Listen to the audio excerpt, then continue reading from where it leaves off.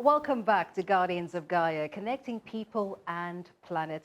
That's on Cape Town TV, channel 263. My name is Megan Edwards, and if you've just joined on this program today, we're looking at food and farming for the future. One of the consequences of industrial agricultural food systems is hunger. Let's look at the hidden story behind hunger. There's been a long drought. The food crisis is deepening. Why? Is this just unpredictable Mother Nature's doing, or are there other forces at play? The hidden story behind hunger, why we need food sovereignty and climate justice. In South Africa today, a fatal crisis is plaguing the land. Millions are suffering from it. Not only is it making survival difficult, it is ruining lives, destroying families, fragmenting communities, and crippling local economies. We're not talking about HIV/AIDS, or TB, or diabetes, or hypertension. We're talking about hunger. Hunger and its close relation, malnutrition. In a country that is abundant in resources, with great mineral wealth, modern cities, and fantastic tourism potential, over 50% of the nation's men, women, and children are food insecure. Who or what is to blame?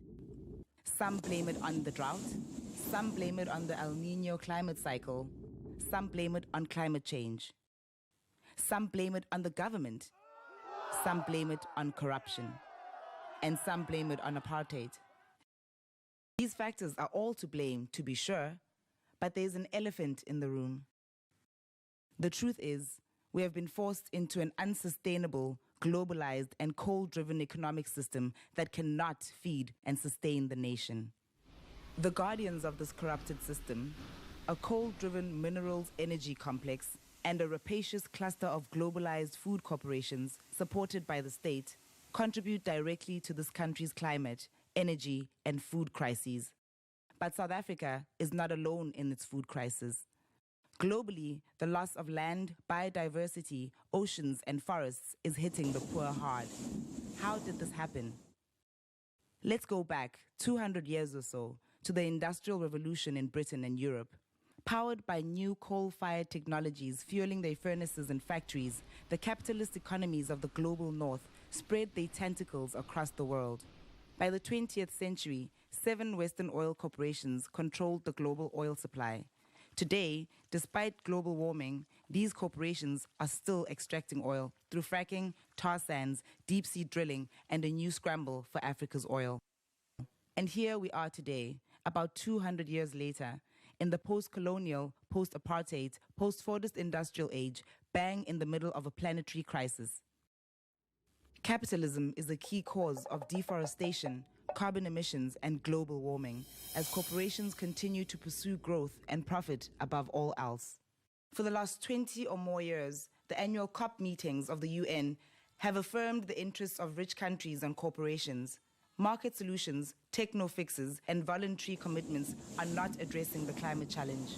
We need a new paradigm for a transformative, just transition. Let's think again about the web of life. Let's appreciate the interdependence we have with nature and build grassroots power for system change. Pioneered by La Via Campesina, the international small-scale farmer movement, food sovereignty is now an international campaign.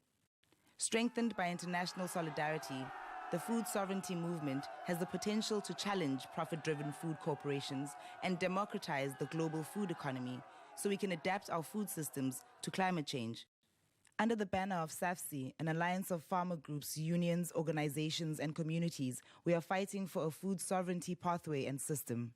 COPAC, like many others, supports the SAFC and the solidarity economy. Together, we can build a red-green alliance for a just transition now to sustain life. In South Africa, 2.5 million adults and 600,000 children are experiencing perpetual hunger. That is, they are hungry and do not have food every day or almost every day. The Constitution of the Republic of South Africa explicitly guarantees the right to adequate food. Next up, we talk to Vanessa Black of Biowatch, an organization that works to ensure that people have control over their food, agricultural processes, and resources for sustainable livelihoods. In terms of rights, is that often one's told we have to have this industrial system because there's so many people on the planet and we have to feed the hungry. And we do have hungry people, billions. But the point is, especially in South Africa, we produce enough food. We produce 120% of our dietary energy needs per person. You know, like if you divided all the food we produce per people in the country. But despite this abundance of production, which is what we focus on, people still can't access that food. So because they don't have the cash to go and buy it, there's many reasons why people can't access the food. So access is the issue. And that's really about inequality. It's about power imbalances. And the more and more we buy into this corporate food system, the more difficult it is to access food because you have to have money. It's the only way to get it. And that's what we saw during lockdown, where all the informal producers couldn't go into the fields or they couldn't access markets, and we were forced to buy in supermarkets, and so many more people went hungry as a result. So Yes. it's really, yeah, our right to food is compromised even as much as we're producing more than enough food. And then the quality of the food is the big issue. So the right to food shouldn't just be about food security in terms of, you know, it's available. It should also be about nutritious food. And that's a really big problem, a growing problem that we have, that the more that we focus on these value chains and it's processed food, and we seduced by advertising that tells us to buy this processed food, which is, you know, overwhelming. Kids today get bombarded with adverts telling them what to eat. And what we're finding is that it's sort of empty calories. So we might get enough energy, but we're not getting the micronutrients we need. So we have very high childhood stunting. We have obesity at around 30% on average, but it's much higher in women. And obesity is not just about you eating too much. It's about also growing up without food and then your body being out of, you know, sort of out of balance.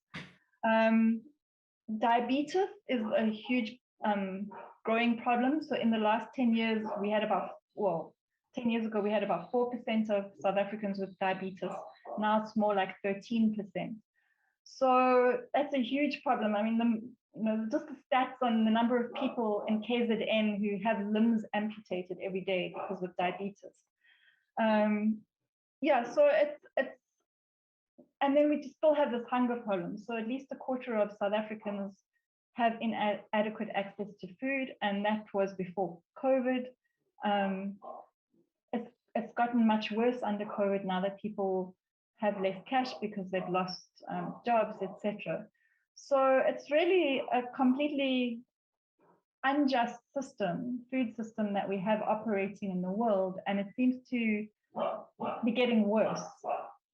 And there's very big impacts with this whole industrialization process in general. So these monocultures that are grown, they've been growing in size. So what's been happening is that instead of having smaller farmers, family farmers, to manage that whole input system and the capital needed as those costs increase, you find that farmers start consolidating, they start selling off to companies, and then the sizes of farms become huge, and you get these enormous monocultures that totally exclude people. So they tend to push people off the land. For example, in countries like Argentina, which were like very diverse, a lot of people living on the land and producing food, diverse food. It was the bread basket. All those GM monocultures of soya just pushed people off the land and into informal settlements in urban areas. And we're seeing the same process here, where people they can't compete in this industrial model, and then their livelihoods are taken away, their land is destroyed. Commercial agriculture in South Africa has come from a long, 120 years of industrialization in agriculture. So linked to colonization. So people were intentionally pushed off the land by creating hut tax and things that you had to go and earn money for, so that you had to go and work in the mines, or you had to go and work in the sugarcane plantations, or yeah, those kinds of industrial, the timber industry. Yeah. And then people still resisted because they had their own traditional agriculture that produced enough food, they were fine. And when they didn't then sort of flock to these industrial extractivist industries, then the colonizers still said you can't own land, you can't use land, you can't be a sharecropper on someone else's land. So more and more regressive or penalizing law was introduced to force people off the land who were growing food in diverse traditional ways. That was Vanessa Black of Biowatch. When we come back from the break, we explore another consequence of the industrial agricultural system, food waste, on Guardians of Gaia, connecting people and planet.